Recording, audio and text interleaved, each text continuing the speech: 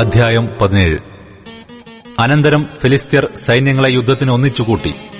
അവർ യഹൂദായ്ക്കുള്ള സോഖോവിൽ ഒരുമിച്ചുകൂടി. സോഖോവിനും അസേക്കയ്ക്കും മധ്യേ ഏഫസ് ദമീമിൽ പാളയമിറങ്ങി. ശൌലും ഇസ്രായേല്യരും ഒന്നിച്ചുകൂടി. ഏലാ താഴ്വരയിൽ പാളയമിറങ്ങി ഫിലിസ്ത്യരോട് പടയ്ക്ക് അണിനിരത്തി. ഫിലിസ്ത്യർ ഇപ്പുറത്ത് ഒരു മലഞ്ചരിവിലും ഇസ്രായേല്യർ അപ്പുറത്ത് ഒരു മലഞ്ചരിവിലും നിന്നു. അവരുടെ മധ്യേ ഒരു താഴ്വര ഉണ്ടായിരുന്നു. അപ്പോൾ ഫിലിസ്ത്യരുടെ പാളയത്തിൽ നിന്ന് ഗദ്യനായ ഗോല്യത്ത് എന്ന ഒരു മല്ലൻ പുറപ്പെട്ടു. അവൻ 6 മുഴവും 1 ചാണും നെടുപ്പമുള്ളവൻ ആയിരുന്നു.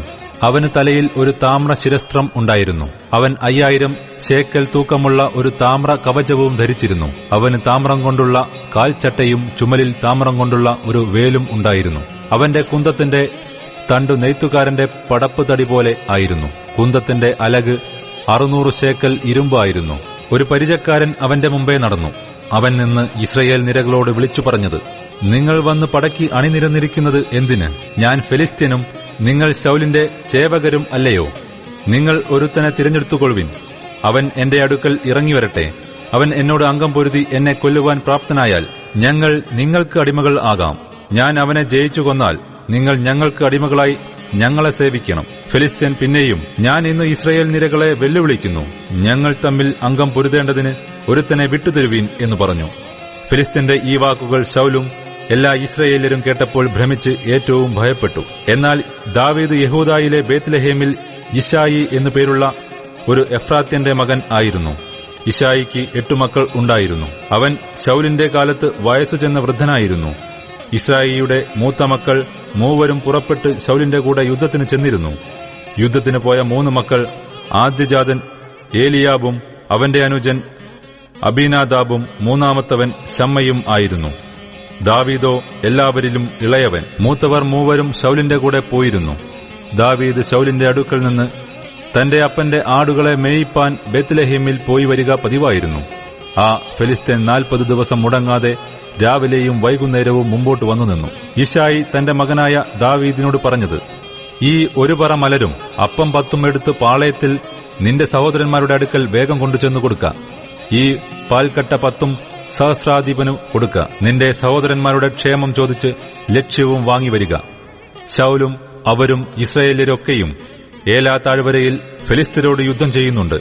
അങ്ങനെ ദാവീദ് അതികാലത്ത് എഴുന്നേറ്റ് ആടുകളെ കാവൽക്കാരന്റെ പക്കൽ വിട്ടേച്ച് യിശായി തന്നോട് കൽപ്പിച്ചതൊക്കെയും എടുത്തും കൊണ്ടുചെന്ന് കൈനിലയിൽ എത്തിയപ്പോൾ സൈന്യം പടയ്ക്ക് ആർത്തു വിളിച്ചുകൊണ്ട് പുറപ്പെടുകയായിരുന്നു. ഇസ്രായേലും ഫിലിസ്ത്യരും നേർക്കുനേരെ അണിനിരന്നു നിന്ന് ദാവീദ് തന്റെ സാമാനം പടക്കോപ്പും സൂക്ഷിക്കുന്നവന്റെ പക്കൽ ഏൽപ്പിച്ചും വെച്ച് അണിയിൽ ഓടിച്ചെന്ന് തന്റെ സഹോദരന്മാരോട് കുശലം ചോദിച്ചു. അവൻ അവരോട് സംസാരിച്ചുകൊണ്ട് നിൽക്കുമ്പോൾ ഗദ്യനായ ഗോല്യാത്ത് എന്ന ഫിലിസ്ത്യാമല്ലൻ ഫിലിസ്ത്യരുടെ നിരകളിൽ നിന്ന് പുറപ്പെട്ടു വന്ന് മുമ്പിലത്തെ വാക്കുകൾ തന്നെ പറയുന്നത് ദാവീദ് കേട്ടു.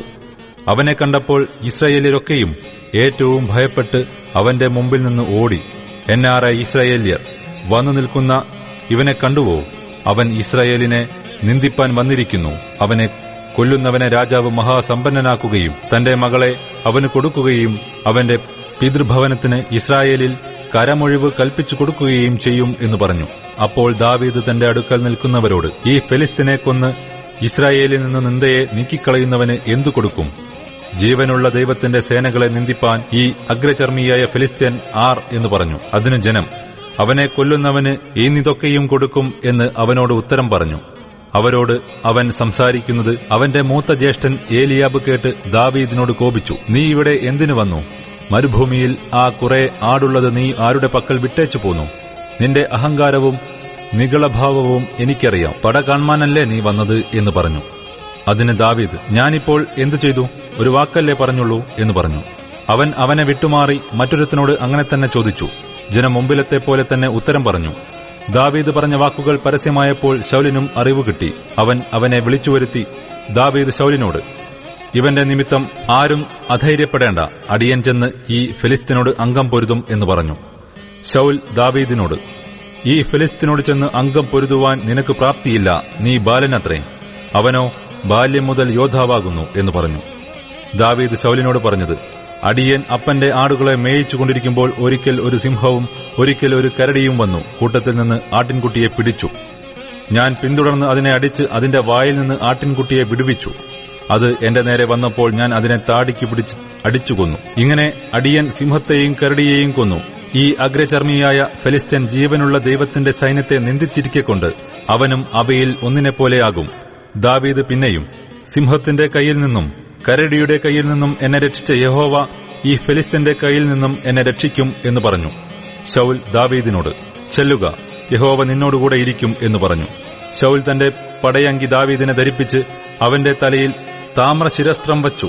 തന്റെ കവചവും അവനെ ഇടുവിച്ചു. പടയങ്കിമേൽ അവന്റെ വാളും കെട്ടി ദാവീദ് നടപ്പാൻ നോക്കി. എന്നാൽ അവന് ശീലമില്ലായിരുന്നു. ദാവീദ് ശൌലിനോട്, ഞാൻ ശീലിച്ചിട്ടില്ലായകയാൽ ഇവ ധരിച്ചും കൊണ്ട് നടപ്പാൻ എനിക്ക് കഴിയുകയില്ല എന്ന് പറഞ്ഞ് അവയെ ഊരിവെച്ചു. പിന്നെ അവൻ തന്റെ വടിയെടുത്തു. തോട്ടിൽ നിന്ന് മിനുസമുള്ള 5 കല്ലും തിരഞ്ഞെടുത്ത് ഇടയസഞ്ചിയായ പൊക്കണത്തിൽ ഇട്ടു. കയ്യിൽ കവണിയുമായി ഫെലിസ്ത്യനോടടുത്തു. ഫെലിസ്ത്യനും ദാവീദിനോടടുത്തു. പരിചക്കാരനും അവന്റെ മുമ്പേ നടന്നു. ഫെലിസ്ത്യൻ നോക്കി ദാവീദിനെ കണ്ടപ്പോൾ അവനെ നിന്ദിച്ചു. അവൻ തീരെ ബാലനും പവിഴ നിറമുള്ളവനും കോമളരൂപനും ആയിരുന്നു. ഫെലിസ്ത്യൻ ദാവീദിനോട്, നീ വടികളുമായി എന്റെ നേരെ വരുവാൻ ഞാൻ നായോ എന്ന് ചോദിച്ചു. തന്റെ ദേവന്മാരുടെ നാമം ചൊല്ലി ദാവീദിനെ ശപിച്ചു. ഫെലിസ്ത്യൻ പിന്നെയും ദാവീദിനോട്, ഇങ്ങോട്ട് വാ, ഞാൻ നിന്റെ മാംസം ആകാശത്തിലെ പക്ഷികൾക്കും കാട്ടിലെ മൃഗങ്ങൾക്കും ഇരയാക്കുന്നുണ്ട് എന്ന് പറഞ്ഞു. ദാവീദ് ഫെലിസ്ത്യനോട് പറഞ്ഞത്, നീ വാളും കുന്തവും വേലുമായി എന്റെ നേരെ വരുന്നു. ഞാനോ നീ നിന്ദിച്ചിട്ടുള്ള ഇസ്രായേൽ നിരകളുടെ ദൈവമായ സൈന്യങ്ങളുടെ യഹോവയുടെ നാമത്തിൽ നിന്റെ നേരെ വരുന്നു. യഹോവ ഇന്ന് നിന്നെ എന്റെ കയ്യിൽ ഏൽപ്പിക്കും. ഞാൻ നിന്നെ കൊന്ന് നിന്റെ തല ഛേദിച്ചു കളയും. അത്രയുമല്ല, ഞാൻ ഇന്ന് ഫെലിസ്ത്യ സൈന്യങ്ങളുടെ ശവങ്ങളെ ആകാശത്തിലെ പക്ഷികൾക്കും ഭൂമിയിലെ മൃഗങ്ങൾക്കും ഇരയാക്കും. ഇസ്രായേലിൽ ഒരു ദൈവം ഉണ്ടെന്ന് സർവ്വഭൂമിയും അറിയും. യഹോവ വാൾ കൊണ്ടും കുന്തം കൊണ്ടുമല്ല രക്ഷിക്കുന്നത് എന്ന് ഈ സംഘമെല്ലാം അറിവാൻ ഇടവരും. യുദ്ധം യഹോവയ്ക്കുള്ളത്.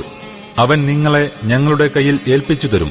പിന്നെ ഫെലിസ്ത്യൻ ദാവീദിനോട് എതിർപ്പാൻ നേരിട്ടെടുത്തപ്പോൾ ദാവീദ് ബദ്ധപ്പെട്ട് ഫെലിസ്ത്യനോട് എതിർപ്പാൻ അണിക്കുനേരെ ഓടി. ദാവീദ് സഞ്ചിയിൽ കൈയിട്ട് ഒരു കല്ലെടുത്തു.